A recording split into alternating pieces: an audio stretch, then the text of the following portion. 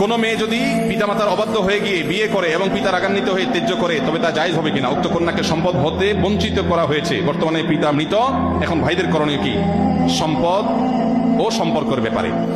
ভাইরা আমার, ত্যায্য পুত্র করা বলতে কোনো কিছু ইসলামে নাই। ইসলামে রক্ত সম্পর্কেও কাউকে কখনো ত্যাগ করা যায় না।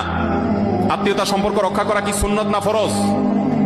কোন যুক্তিতে নিজের সন্তান হোক, ভাই বোন হোক, চিরকালের জন্য ত্যাগ করলাম, এটা করা জায়েজ নাই। অভিমান করতে পারেন, অভিমানের মেয়াদ সর্বোচ্চ 3 দিন। সর্বোচ্চ কয় দিন? লা ইয়াহিল্লু লিমুসলিমিন আন ইয়াহজুরা আখাহু ফাওকা সালাসি লায়াল। 3 দিনের বেশি কোনো মুসলমানের সাথে আপনি সম্পর্ক ছিন্ন করে থাকা জায়েজ নয়। অতএব 3 দিন রাগ করে থাকতে পারেন। এরপর আস্তে আস্তে আপনি কথা বেশি না, আবার একটু একটু বলেন, একটু অভিমান করে থাকেন শাসনের নিয়তে, তাকে কথা না বলে থাকলেন, সেটা করতে পারেন। কিন্তু ত্যায্য করে দিলেন, সম্পদ থেকে বঞ্চিত করলেন, এ অধিকার নাই। যত বড় অন্যায় করে সে অন্যায় করলে আল্লাহর কাছে দায়ী হবে, তাই বলে আপনি সম্পদ থেকে বঞ্চিত করতে পারেন না।